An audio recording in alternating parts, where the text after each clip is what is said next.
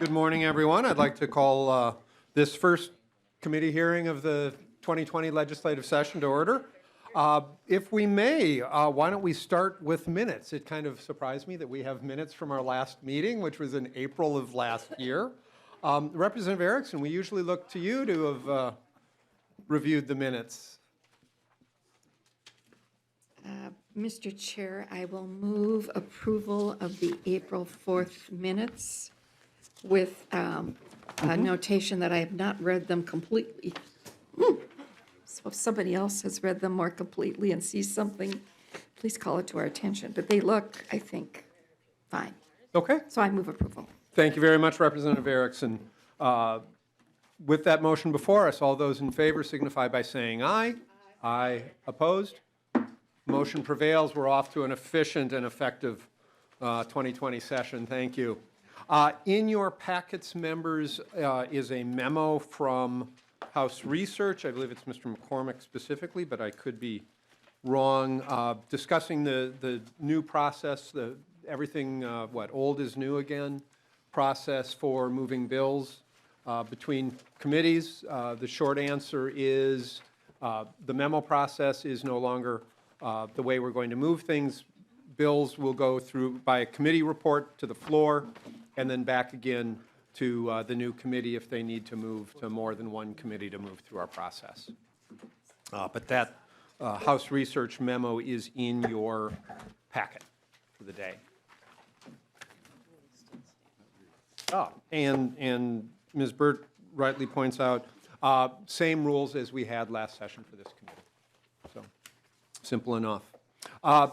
Today we are opening much as we did last year and as our deliberations did last year, centering the voices of students and parents in the educational experience in Minnesota's public schools. So we have again turned to the Minnesota Youth Council and others to bring us some youth voices to be able to hear more directly from them what their experiences are. We've also got two parents who will be joining us later today.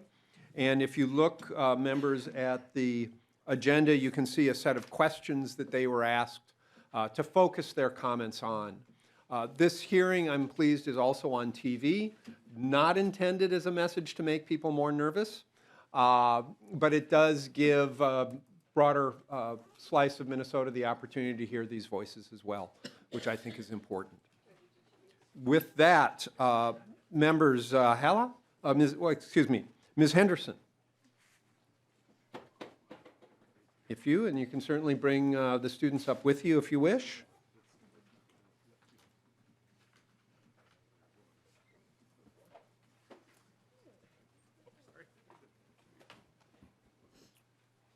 So just, Ms.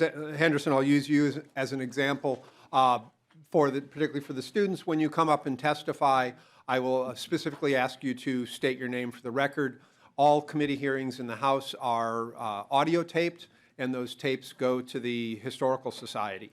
And if a researcher in the future wants to find out what Ms. Henderson had to say today, it's helpful for them to have that marker of an individual introducing themselves and connecting that with the voice. So, Ms. Henderson, welcome to the committee. Please state your name for the record and proceed with your testimony. Can everyone hear me? All right. My name is Hala Henderson. Can you hear me? Mr. Chair, Is that Representative better? Murphy.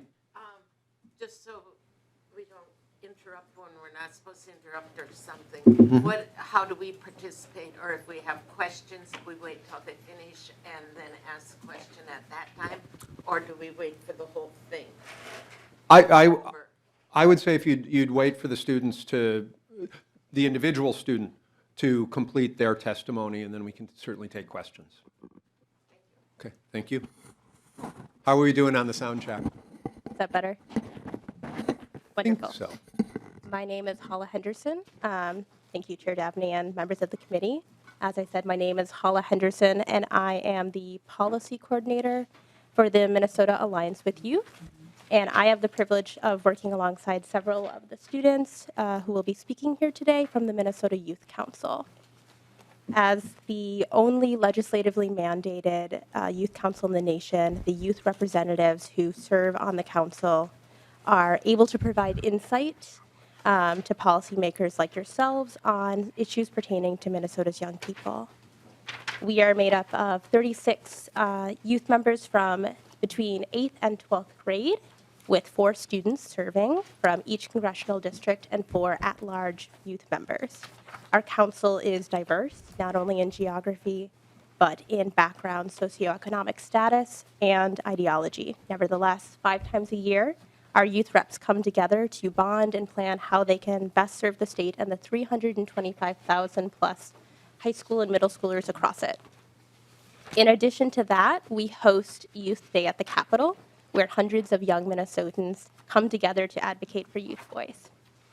This coming fall, we'll be holding our biennial Youth and Educational Leadership Summit, which is an entirely youth-led day of trainings and workshops. We believe that providing young people with spaces where they are the experts and where adults take a back seat are ways to build confidence and create meaningful systems of change. Over the past 6+ years, since Representative Marquardt introduced a bill in 2013 that created the Minnesota Youth Council in its current iteration, we have worked along state agencies such as the Minnesota Department of Education to provide needed insight into their systems. The Youth Council's work with MDE, I think, can best be found in their work on the Minnesota Student Survey. It's a prime example of what they're able to do through the addition of phrasing and additional questions, which might have been missed or not thought of by the adults who work there. Young people are able to ask really nuanced questions pertaining to mental health supports, school safety, and school climate. This year, we've focused a lot on holding conversations with commissioners and agency folks to share experiences and point out holes in policy. And our reps attend meetings to share their stories and also to provide feedback. One of our youth representatives currently serves on the Children's Cabinet Advisory Council to provide a much-needed insight from young people and to bridge the work that the cabinet is doing with the work of the council. In addition to showing up in spaces such as this, we believe that to be effective, our youth representatives also need to be seen, not only at the Capitol, but also in the communities that they serve. They have hosted community forums. They have created social media platforms to engage with their peers on the importance of youth voice. And they've worked alongside community partners to advocate for issues that Minnesota's young people care about. Through their work on the Minnesota Student Survey, community outreach, the MYC survey that they released in 2018, and research that the council has utilized through external research, we believe that continuing to have a strong interest in mental health supports, school safety, and educational disparities and educational outcomes for students of color is where we will be moving forward. As we have in years past, the reps will hold bill hearings this year, and they will ask tough questions. Excuse me, my throat is very dry. And offer feedback on how legislators can tackle these pressing concerns. It feels also necessary to acknowledge that while young people have opportunities to reach people in positions of power, it isn't always easy to get folks to listen. Therefore, we are so grateful for the opportunities for such as spaces like this, where youth voice is prioritized. Prioritizing the voices of young people is not just something we should do, it's something that we must do. When we talk about school climate or academic disparities, we need to talk to the experts. That includes teachers, EAs, caring adults in the buildings, but it also means students. Who better than the young people who sit in our schools and show up to class each day? We have thousands of young people across the state who have knowledge to share, and when we provide them with the space to do so, results will follow. As you can probably tell, I am very proud of the young people that I'm allowed to work with. I'm continually impressed by the level of awareness they possess and their ability to think of solutions for complex problems. At the Alliance, we recognize that we can't do our work without young people leading the way. We are proud to work within a model where young people are at the forefront of the decisions we make. No decisions about young people can be made without them at the table, and once again, we are so grateful to the members of this committee for providing the space for them to do so. I would like to thank Chair Davney and the committee administrator, Sarah Burt, for continuing the conversation on student voice. We appreciate your commitment to providing young people opportunities to share insight, and we look forward to continuing to work with you in the future. Finally, I would like to thank the young people who continue to take time out of their busy lives to educate adults like myself. They're missing school and braving frigid weather to be here, and we appreciate their time and their energy. I ask you to bring your attention to the young people who will be speaking next, and I thank you for your time. Thank you. Thank you, Ms. Henderson. Ms. Clenzy, welcome to the committee. Please state your name for the record and proceed with your testimony. Thank you, Chair Dabney. My name is Ava Colen. Sorry, I'm getting over a cold. My name is Ava Colenz, and I want to start by thanking you so much for taking time right at the beginning of session to listen to the voices of young people. I am incredibly grateful to be sitting here and representing my peers and my generation, hopefully speaking on the issues that matter most to them in our educational system. I am a junior at St. Anthony Village High School, which is a small public high school right outside of Northeast Minneapolis. I am a captain of the swim team, a member of the green team, and a member of the National Honor Society. I am in the concert, pep, and marching bands.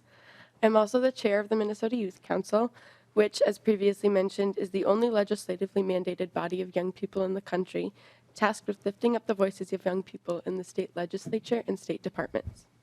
The MYC is important. It has the potential to have a significant impact on the lives of the more than 1 million children in the state, and I am so proud to serve among such dedicated and thoughtful members on the Minnesota Youth Council. However, I am here to talk about my experience as a student in Minnesota, and I'll start with my junior year. As junior year was approaching last year, countless counselors and teachers and parents and upperclassmen repeatedly told me that this was not only the most difficult year of high school, but the most important, and that was a lot of pressure. Just like me, most of my peers are handling a full and intense course load and a resume full of extracurriculars and volunteering and work. Those who are on a trajectory to attend a form of post-secondary education after we graduate are taking rigorous college-level classes. The ACT is happening in right about a month, but my classmates and I can't even find time to study for our classes the next day, much less the ACT happening in, I think, like 32 days. So. The stress of junior year and all of high school is visible in my peers, and the student support needed to make it through successfully is lacking. Many of my peers are aware of and care for their mental health. However, the appropriate resources are not available to us. In my school of about 1,000 students, we have 2 guidance counselors who coordinate scheduling and 1 mental health counselor. The recommended counselor to student ratio is 1 counselor to 250 students, and I doubt my school's extreme ratio is an anomaly in the state. It is troubling to see my friends and my classmates go through this kind of stress and to experience it myself.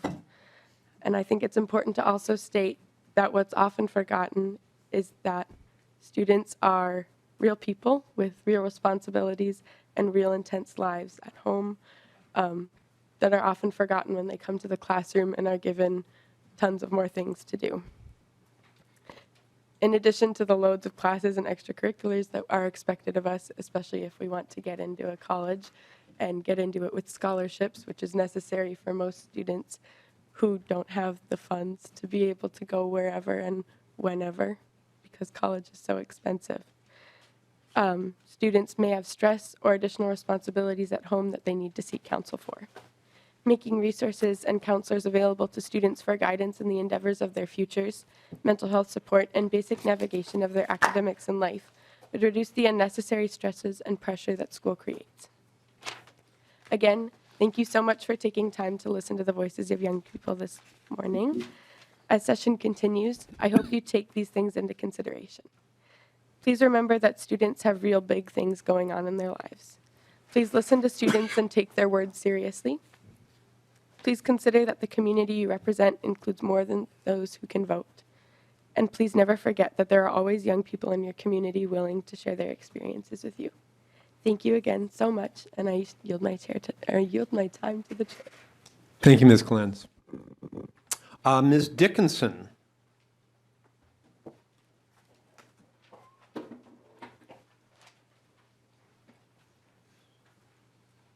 Great.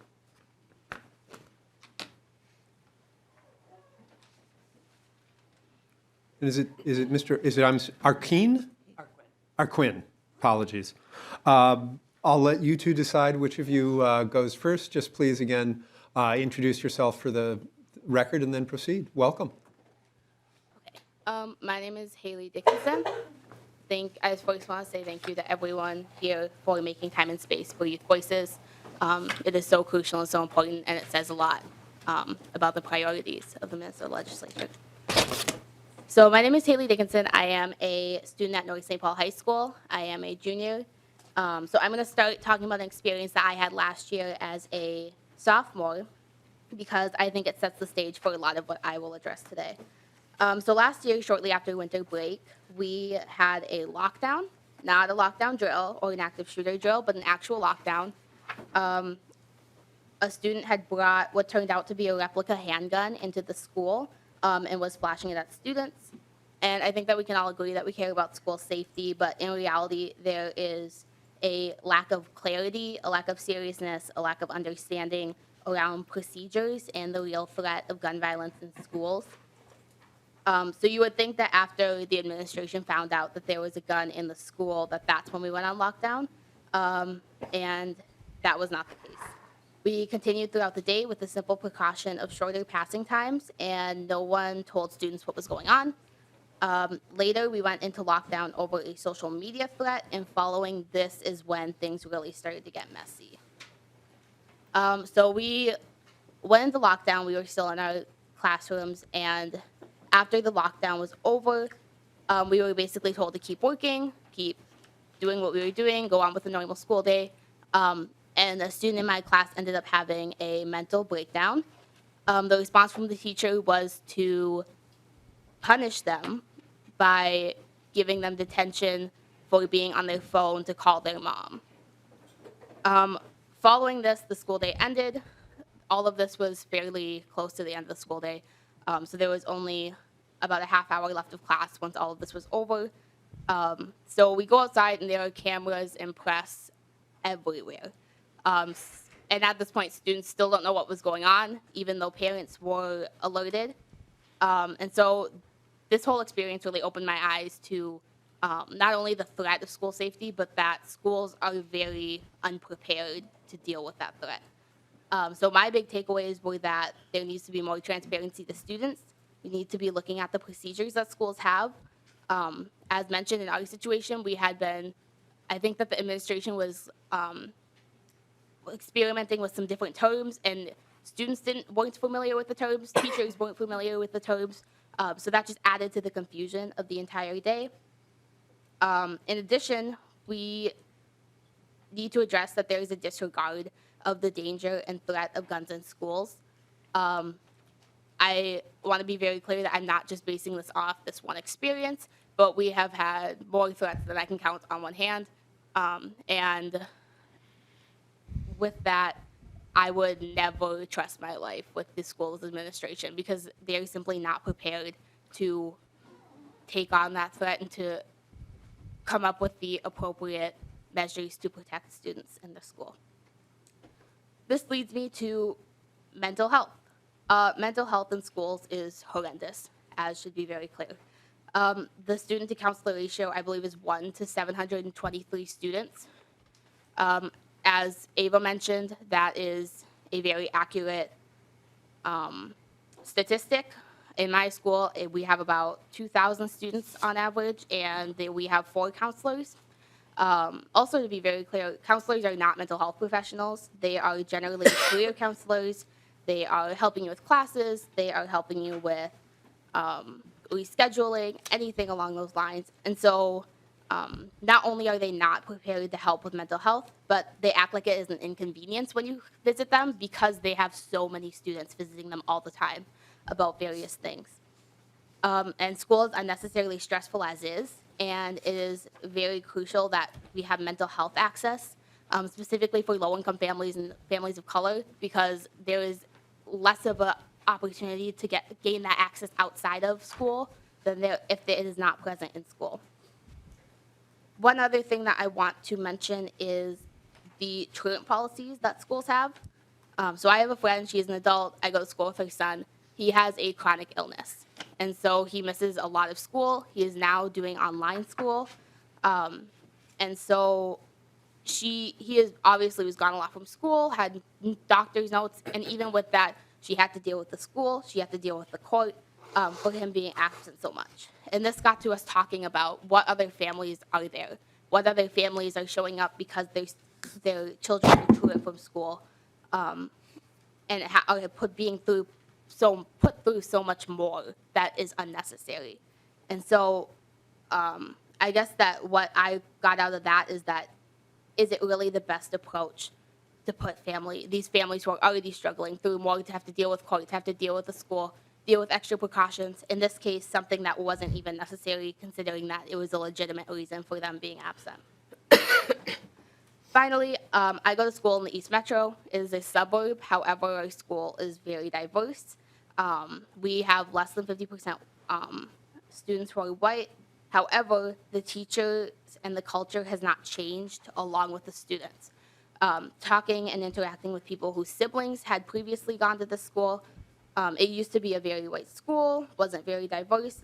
However, the students have evolved and changed, but the teacher and culture has not. So this comes back to the teachers of color, lack of teachers of color. There are 4% teachers of color in the state, and having to have student voice present in decision-making about the schools that they're in.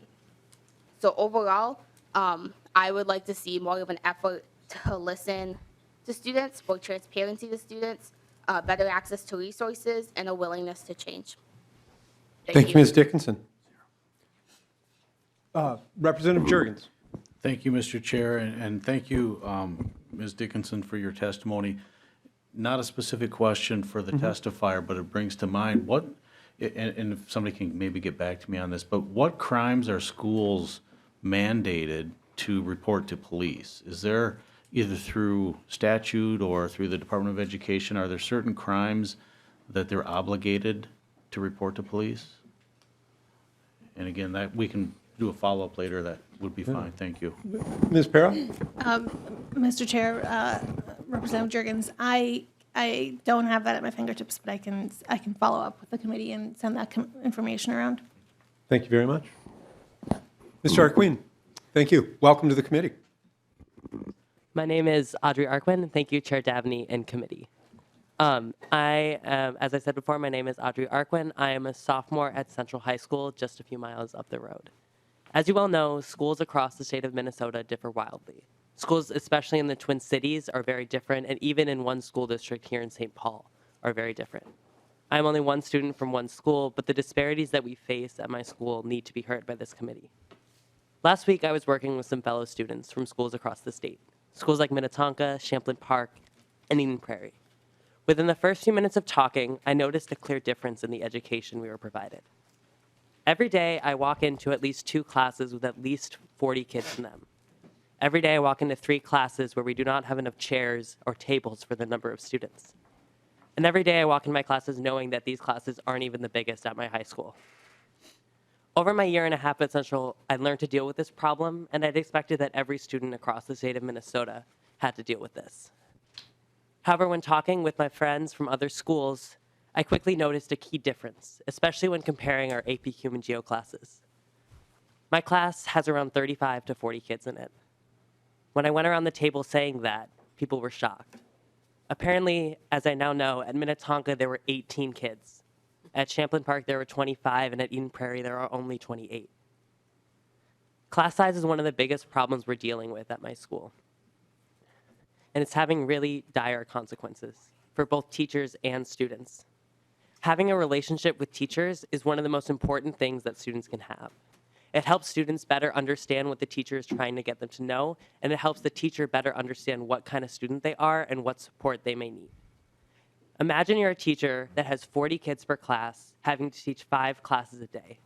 There is almost no way that any teacher could get to know one of their 200 students that they have to teach daily.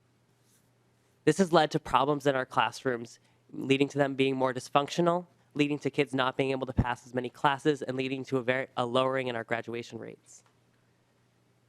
Class size is one of the biggest disparities we face when it compares urban schools to suburban schools. But even within our own school, there are even more disparities for students of color. In a school of almost 2,000 students, around 70% of our students are students of color. And over my 2 years at Central, I've had 0 teachers of color, and I know of only 4 that teach at our school. Teachers of color are so important for students of color because it gives them another avenue for them to learn from teachers that understand them and have teachers that they can look up to more. It is especially important for our low-income students who rely on teacher support to help them succeed in future life. Our low-income students and our students of color need the teacher of color support, and we right now do not have enough. Teachers of color aren't the only disparity that we face racially. When you walk into our school every day into the front office, you'll notice a wide diversity of students. Almost a third of our school is Black, a quarter Asian, mostly Hmong, quarter white, and the rest is mixed from there. But if you walk into any AP, honors, or IB class, that level of diversity drops drastically. In one of my classes, AP classes of almost 40 students, there are 4 students of color, 3 of them mixed, including myself. Even the layout of our school has racial disparities. If you go up to the 3rd and 4th floors where the nicer, newer classrooms are, you'll see a majority of white students. If you head down to the basement and the bottom 2 floors, it is almost entirely students of color. Schools across the state face many problems, many of which are similar, as we've discussed, with school safety and mental health. However, there are disparities that are faced by urban schools here in St. Paul and Minneapolis that need to be recognized. Disparities in our class sizes compared to suburban schools. Disparities in our faculty representation compared to our student body, and disparities in our education based on ability tracking, which is based on race. Thank you, and I yield my time to the chair. Thank you very much. Representative Erickson. Thank you, Mr. Chair. You know, one of the questions I think you were supposed to answer according to the directive we received from the committee administrator is what makes you a successful learner? So would both of you comment on that, please? Ms. Dickinson? Yeah, I think that what makes me a successful learner is that I'm very independent. I take it upon myself to get my stuff done. I focus. However, that's also coming from the perspective of a white middle-class woman who is very privileged. And so I can safely say that I have the access to resources that other students I don't believe have. And so I think that that is another crucial point of why there is a difference in students who are not picking up stuff as successfully, not picking up material as successfully, and why my experience in education has been very different as opposed to those of other backgrounds. Mr. Arkeen? Going off what Haley said, one of the things that has really helped me is I've had the ability to have support systems. I've had parents that understand how school systems work and had the resources to help me. We have had access to good mental health care, which has been really helpful for me, seeing that our school services, especially in St. Paul, do not offer very good mental health in schools. And especially coming from upper middle class family in areas in St. Paul like McAllister, Groveland, which have a much higher resource availability and much higher incomes. It hasn't been as much of me being a successful student. Doesn't have to do as much with my schools and my teachers, but more of the support systems I've been given through the privilege I've had. Mr. Chair, Representative Erickson? thank you. Are you, Audrey, a PSEO student, as it notes here in our agenda? And would you comment on that? Mr. Arkeen? I am not. That is a misprint on the. Okay, thank you very much. Representative Adelson? Excuse me. Thank you, Chair. I just want to thank both of you for your courage to stand up on some of these issues for your fellow students. I've said it for years. We passed Brown versus Board of Education in 1954. 66 years later, we're still struggling with some of the same issues around disparities, around making sure that your teachers reflect the students within a school. I just want to thank you for your courage for standing up. Thank you. Representative Kresha? Thank you, Mr. Chair, and to the testifiers, thank you both. I'm following up a little bit with Representative Erickson's question on what makes you a successful learner. One very instrumental book that I read was Paul Tufts' How Students Succeed, which talks about the ability to overcome adversity and resilience. How do you think that has played into you? Is that a skill that you've acquired? Is it something that We all have adversity. We all come from different places. We all come from somewhere. I'm curious. Tell me how adversity and resiliency play into your learning development. Mr. Arkeen? Well, as we all know, school is a hard thing. We have hard classes, there's hard assignments, and there are things that we need to learn from. And throughout people's school lives, there are other challenges that we'll face, whether they be socially and through other things that help build adversity. But in my opinion, we do not want to have this adversity built through problems that are systemically affecting people of color more, affecting low-income students more. These students should not have to deal with more challenges because of their position. And we know that adversity is a part of your high school life and it's part of a young person's life, but that should be built through things that do not have to do with their race, do not have to do with their income, do not have to do with their sexual orientation. Yeah, and I think that has Ms. Dickinson?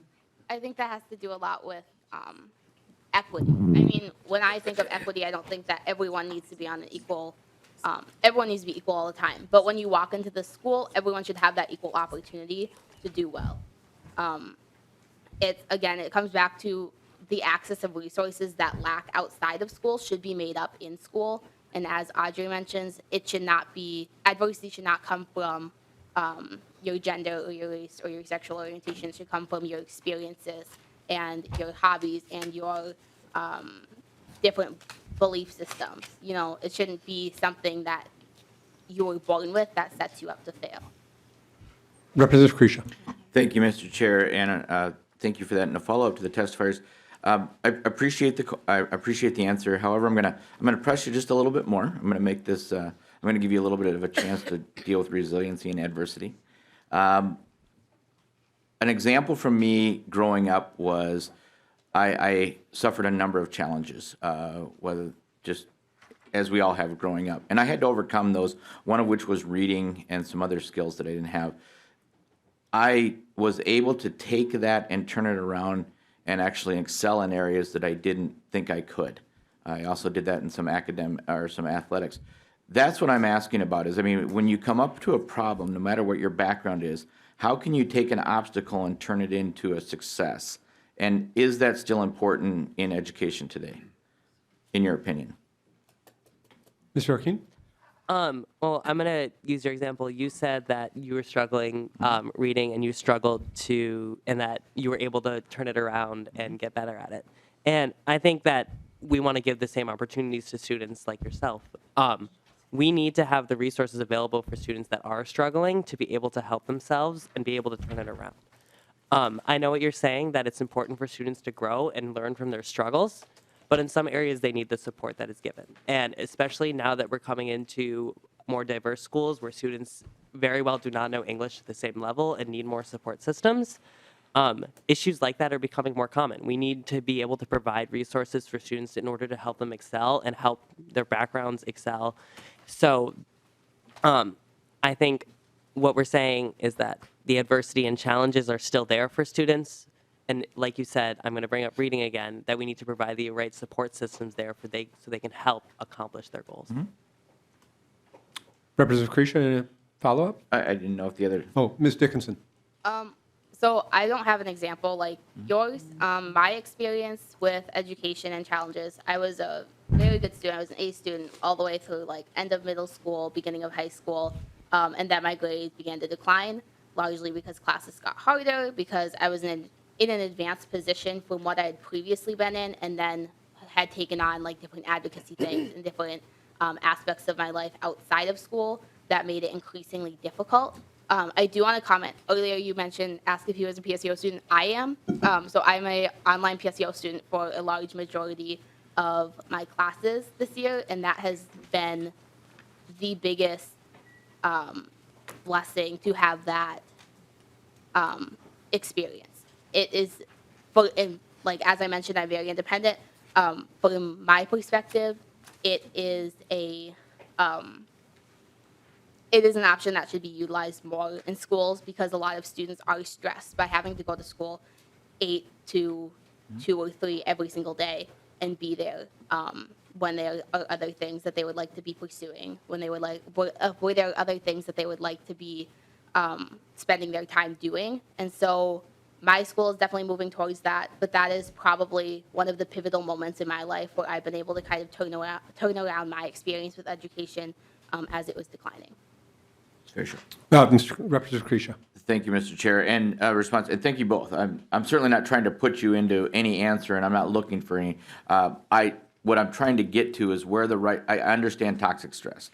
I understand what it's like to be in those situations, as well as watching children come from very different homes that struggle with that. All I would say to this is I'm just trying to find the right line between, as someone who's been in the education system and a mentor, as we all have, there's a way to use obstacles and adversities and challenges to help people become better than what they are today and to reach their full potential, as well as understanding the toxic stresses that you've laid out. So that was just the line of questioning I was trying to get to. Thank you for your answers. Thank you. So I've got two more members with questions. Representative Detmer is up next, and then Chair Youakim, and then I'm going to want to move along because we have other student and parent testifiers who have more to share. So Representative Detmer. Thank you, Mr. Chair. Is my mic on? Okay. To the testifiers, looking at your school, do you have college fairs where colleges can come in and talk about opportunities and careers? And does your school also invite the trades, like plumbers, electricians, and so forth, to come in to talk about the opportunities in the trades? And does your school also invite, say, the military recruiters to come in and talk about the opportunities that we have in our military? Mr. Arkin? So at our school, we do have many college fairs. We have colleges in almost every week. I do not know specifically if any trade specialists come in, but we do very often have technical two-year colleges come in. We've actually, going on your third point of military recruiters, we've actually come into some problems with military recruiters in our school where we've noticed that there's been specific targeting of minorities in their advertising. Many examples we've seen throughout the past year have been students that have been walking through the halls, and it's a group of students, both students of color and white students, and only the students of color have been pursued by the military recruiters. So that is just one example of how military recruiters are coming into our schools, but we have access to all these other opportunities. Ms. Dickinson? I'm really glad you brought that up. We do have military recruiters, we do have college fairs, but another issue that you bring up that I think is very important to address is that there is a lack of knowledge and bringing in plumbers and really whoever of different career paths that don't involve college. I personally don't know if I see myself continuing with college after high school, and so it's a lot harder to see different options and if that is the right option for you when those resources are not being presented to you in the public school setting. Representative Detmer, any follow-up? Mr. Chair, just thank you. Just a follow-up. There's a lot of opportunities out there for our young people, and the trades is one of them. Our state of Minnesota has a real lack in the tradespeople. I know I talked to the electricians. If you get a 5-year apprenticeship right now to be an electrician, you're being paid while you're learning. You get benefits, and the starting salary for an electrician right now in Minnesota is about $75,000 to $80,000 a year, and there's no debt. There's no college loan. So a 4-year education is not for everybody, but we do need young people to get involved in our trades, and there's some great opportunities there. And also in the military, there's some great opportunities in the military. As most people know, I have twin sons that went on to West Point Military Academy, and they're having a great career and serving our country. Thank you. Thank you, Representative Detmer. Chair Youakim. Thank you, Mr. Chair. And I just want to thank the students who are so eloquently speaking on a complex issue facing our schools and how to reach kids where they're at and make sure that everybody has a chance to succeed. You painted a beautiful picture of what the difference is between equality, giving every student the same thing, and equity, giving every student what they need to move forward. And I think you did that a lot better than some of adults can, and I just want to thank you for that. Very good. Thank you both for your time today. Next on the list is Jayla Diamond and Nathaniel Janine. So if you'd both come down, please.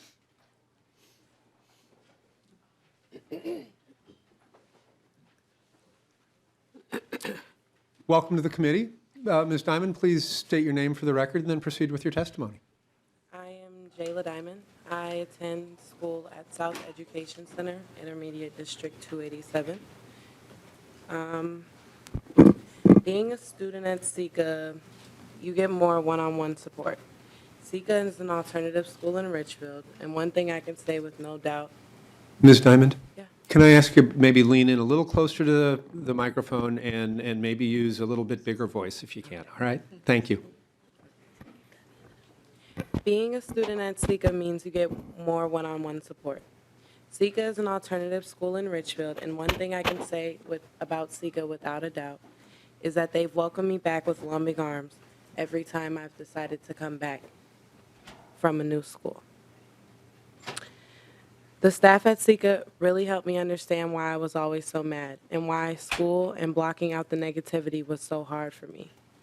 Students at my school have access to groups and activities. As my years went by at SECA, I have gotten involved in many things, such as AVID, peer mentoring, Black History Month projects, girls rap group, student council, and last but not least, our student equity group.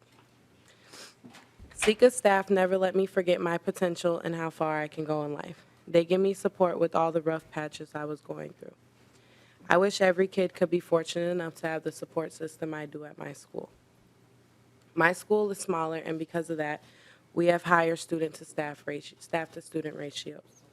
Since I don't live with my parents, I don't always have a way to get to medical appointments, and for students like me, we have access to the PLUS program through Headway Emotional Services.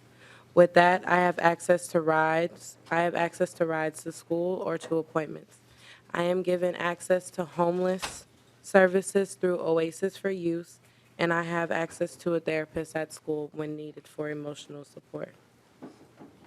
Some of the hard things are at my school that sometimes students smoke in the bathrooms, and there are conflicts between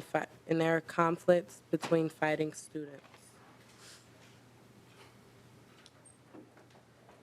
Some of the barriers that I have experienced are being in the child protection system, not always having a way to school, not knowing how to process my emotions without resulting to violence, being highly mobile, drama with other students, lack of motivation, lack of staff to recognize the strengths that I have, and other challenges that my friends have faced are similar to those things: teen pregnancy, drug use, addiction for themselves and or family members, and poverty.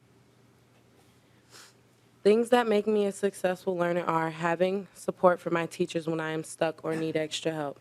Having a choice in what I am working on or learning is important to me, like working in my equity group on Black History Month projects. Having ownership and leadership opportunities is very important to me when it comes to learning. When my teachers notice me and what helps me, that helps me a lot. And having emotional support at my school is important when I am having a hard time emotionally due to the things that I go through at home. Thank you very much, Ms. Diamond. Mr. Janine, and to the committee, Mr. Janine is the student representative to the Minneapolis Public School Board. So he gets the special privilege of being at all the school board meetings, but lending a youth voice there as well. So welcome to the committee. Please introduce yourself for the record and proceed with your testimony. Thank you for having me. Mr. Chair and committee members, good morning. My name is Nathaniel Janine. I'm a junior at Washburn High School in South Minneapolis. I've been with MPS for almost 12 years now.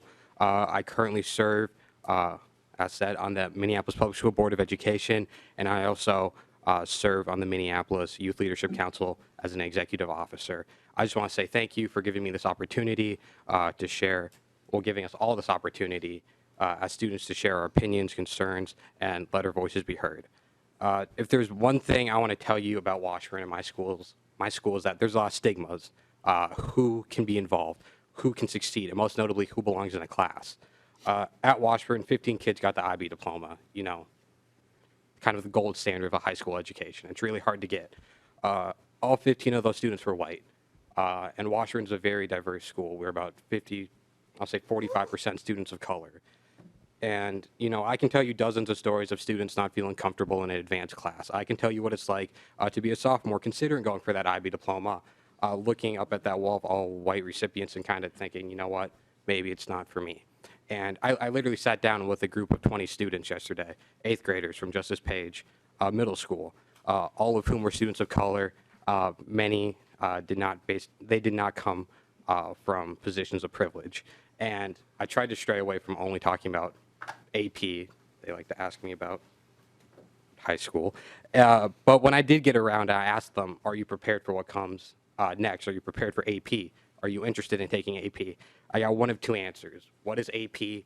And that doesn't sound like it's meant for me. And, you know, it's talks like these that have shown me the true disconnect and disparities that we have at Washburn, and that, unfortunately, that's the reality we have right now. On another note, Washburn is overcrowded. We have students who sit on the ground during lunch. They have to stand during lunch. And on days like these where it's really cold out, it can get really bad where you have a dozen to 2 dozen kids sitting in the hallway eating lunch. My Spanish class, I think the class I'm missing right now, we don't have desks. We just sit in chairs in like a U, and we have whiteboards, so like this without tables. In my guitar class, it's not in a music room, it's in an old science lab. But I think most importantly is that when you have these oversized classes, it's hard to build a relationship with a teacher. It's hard to get that one-on-one. It's hard to have that feeling that your teacher understands what you're going through and where you come from. And, you know, this added with, I hear this from many of my peers and across the city, our teaching staff does not represent the demographics of MPS. I think in my 12 years, I've had one black teacher, and he retired last year.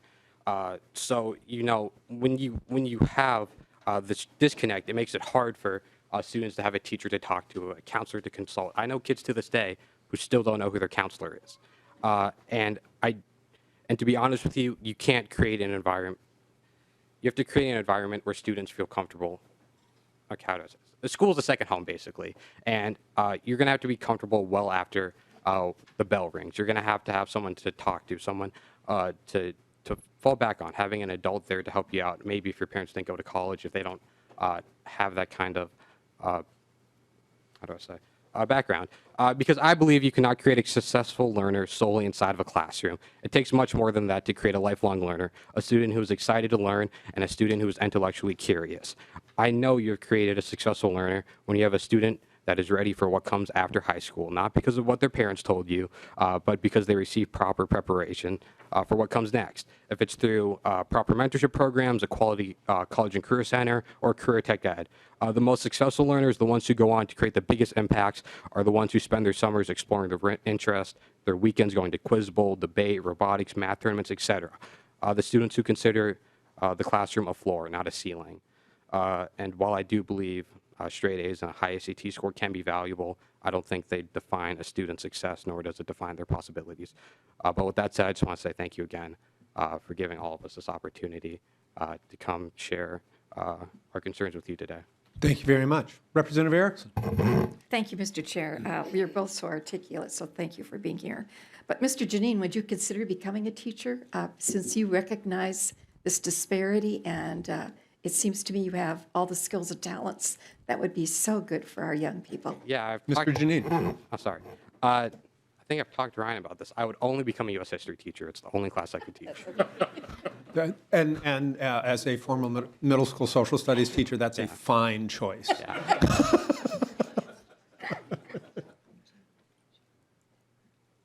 Representative Detmer, I'm sorry. And I'll just repeat my question that I had the last testifiers.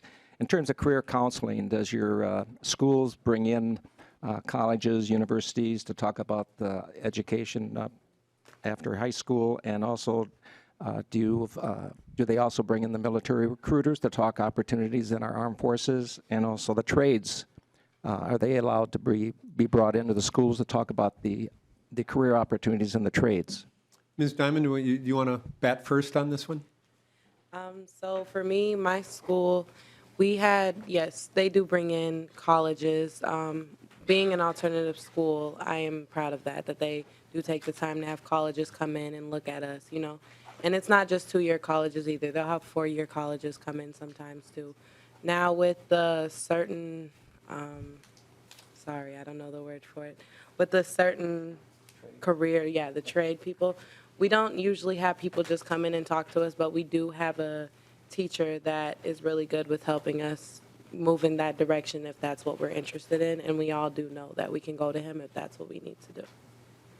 Mr. Janine? How about Washburn? Yeah, so we do have a college and career center where schools can come in if they want to talk to students. We do have a career fair, I think, once a year in our gym.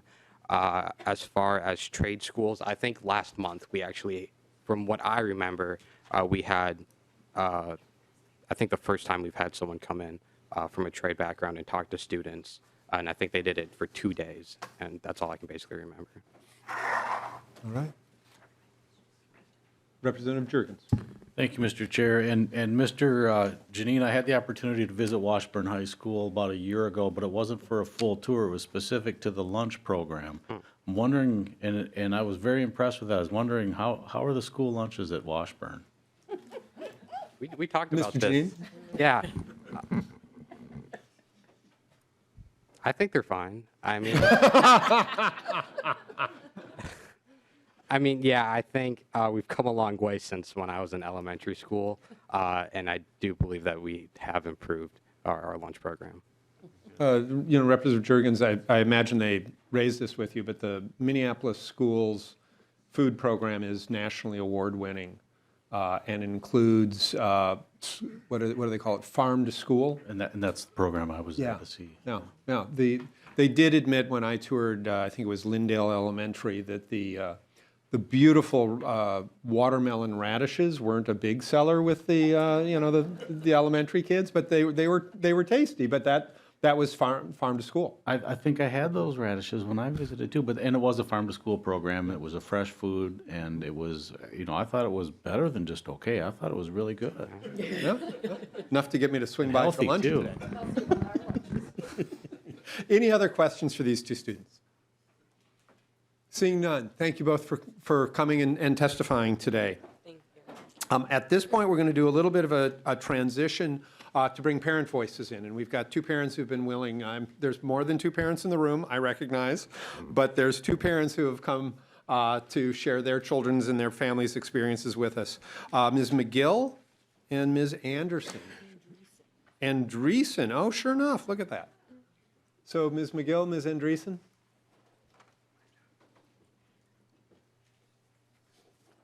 As with the youth, I'll let you two arm wrestle as to which one of you goes first, and just ask that you introduce yourself for the tape so we know who you are, and then proceed with your testimony. Welcome. Thank you. Ms. McGill, I can tell by the sweatshirt. My name is Monica McGill, and I am representing Excel Academy, which is a public charter school in Brooklyn Park, Minnesota. Thank you for allowing me to be here today. Mr. Chair, I would like to begin with what my hopes were for my children in going to school. My hopes for my children were to have the best possible education and for me to be able to have a voice in that education process. Since having them attend Excel Academy, I have had a tremendous voice in what my children's education is all about. Because it is a smaller environment, I don't have to go through a lot of politics to get what I need for my kids. If I need to talk to the superintendent of the school, I can just text her, or I can call her. I now volunteer at the school because I am disabled, so I have to have something to spend my time doing. So I spend my time at Excel Academy every day, helping students. I've worked with Reading Corps, helping students learn to read. I've done a lot of stuff. I am now on the board of directors. It's just, I don't know, the atmosphere there is just so warm and loving that I wouldn't want my kids to go anywhere else. I have had one of my daughter went to school there from pre-K all the way through 8th grade.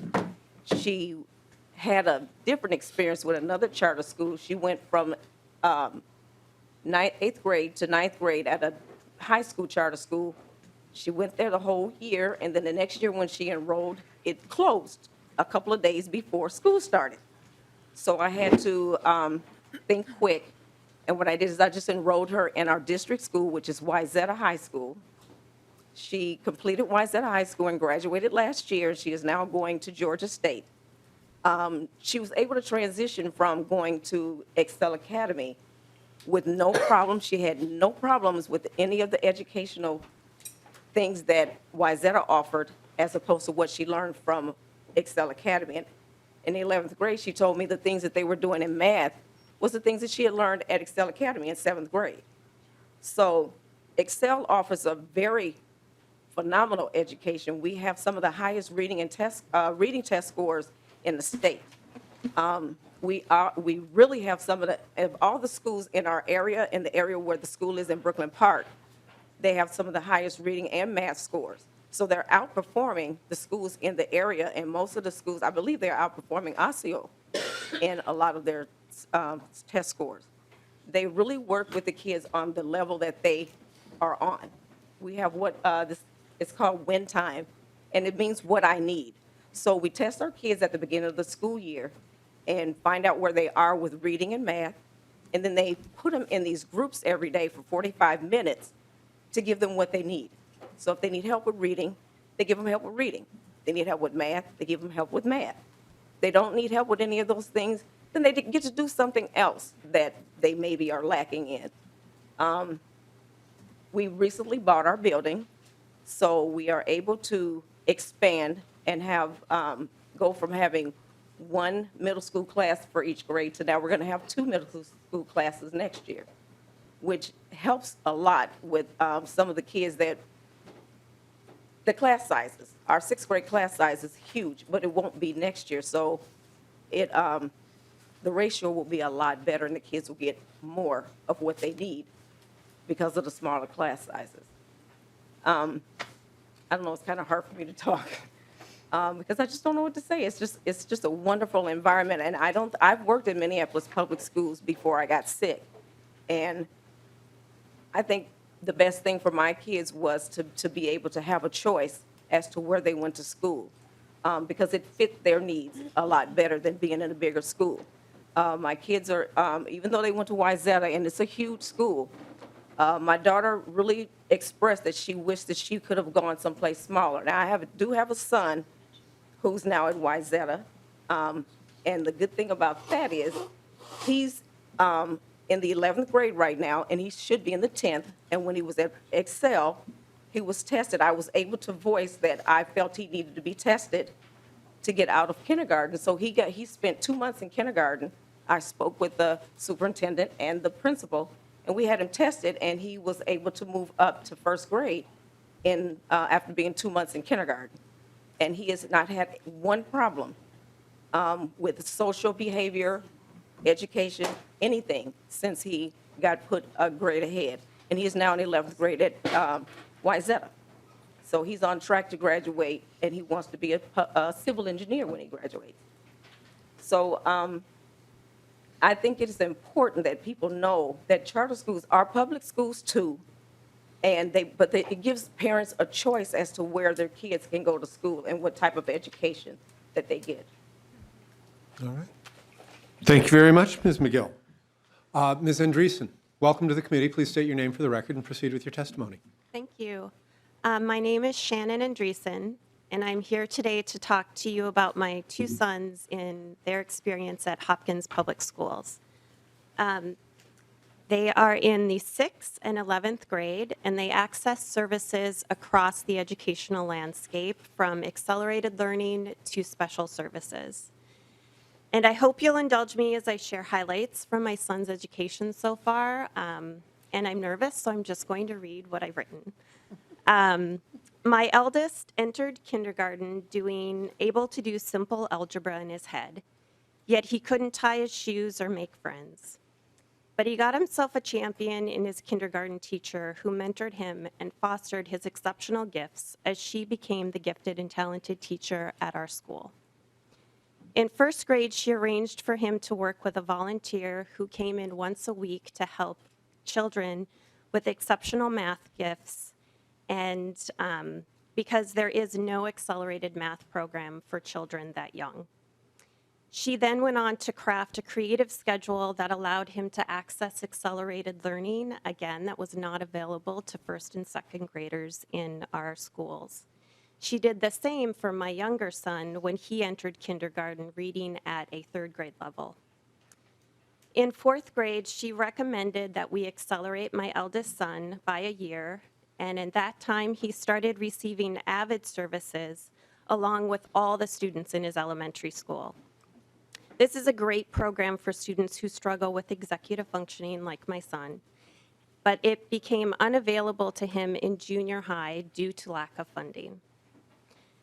All this time, my eldest was receiving special education services and private support services, which I brought into the school to help him succeed socially and emotionally. We accessed District 287 gifted programming, which is fee-based, and parents provide transportation. But we stopped after it became clear that his special needs were not supported through this program. So we supplemented his education through enrichment opportunities that were carefully selected to follow his special interests. His mentor then recommended that he apply for the U of M Talented Youth Mathematical Program, which is a fee-based, and again, parents provide transportation to the U, and he started that in 6th grade. Going into 7th grade, he was offered Accelerated Spanish, a program that disappeared the following year due to lack of funding, and a program called the Autonomous Learner Model, which is a Socratic-based gifted program that should be expanded to include all students, but is currently only available to top performers. In junior high, I was told repeatedly that there are no services for students who present like my son, who is twice exceptional, meaning he needs accelerated learning and support services. There were no resources to provide the social emotional support he received in elementary school, and we all know what that means. There just weren't enough staff to meet all the needs in the school. This lack of support had real impacts on his education. So in 8th grade, I cobbled together volunteer teacher support from teachers who went above and beyond, stayed after school to help my son be successful. In 9th grade, his class experienced 3 deaths, 2 of those by suicide, and the community responded by raising money through the Hopkins Education Foundation to establish 3 wellness centers for each of our secondary schools. I hope that you see by my sharing these examples that many of the supports and programs that my children need are volunteer, community, private, or fee-based. I call my family lucky, but I've learned we are not. We are privileged and rich in resources. Generally, the system works for us, and when faced with a barrier, we have the resources to fight through it, and we've landed in a really good place. Through my community work, I've met many families and parents whose stories do not end like ours. Mental health issues that land their child in the hospital or worse, lack of supports that render accelerated learning inaccessible to their student, students languishing in programs that lack academic rigor, crowded classrooms that make learning impossible for sensitive children. Many of these services that address these issues are funded in Hopkins through our Education Foundation grants. And I guess in that way, we are lucky. But in Minnesota, educational outcomes should not depend on your zip code. We need more on-ramps to services and more trained staff to implement those services, both special education and accelerated learning, mental health services, and housing stability. Too often, the onus is on the student or parents to fight for services. And you can't fight for what you don't know is possible, and you can't fight for what isn't there. When schools are fully funded, this insurmountable barrier disappears because scarcity disappears. What made the difference for my family? It was people. Those gifted educators armed with the tools, the time, and the resources to help, who see you and your child and believe in their success. Our schools are chronically underfunded by the state, increasingly dependent on property taxes and unstable funding like grants. And this is where we've arrived. We no longer can afford the people needed to educate our children. And this essential educational asset cannot be outsourced. Thank you for your time. Thank you very much. Questions for either of the parents? Members, in your packets, you also find written testimony from a Ms. Montgomery, yes, Ms. Montgomery, whose son attends Roseville area schools. That's it. Ms. McGill, Ms. Andreessen, thank you both very much for coming and sharing your children's and your family's stories with us today. Thank you.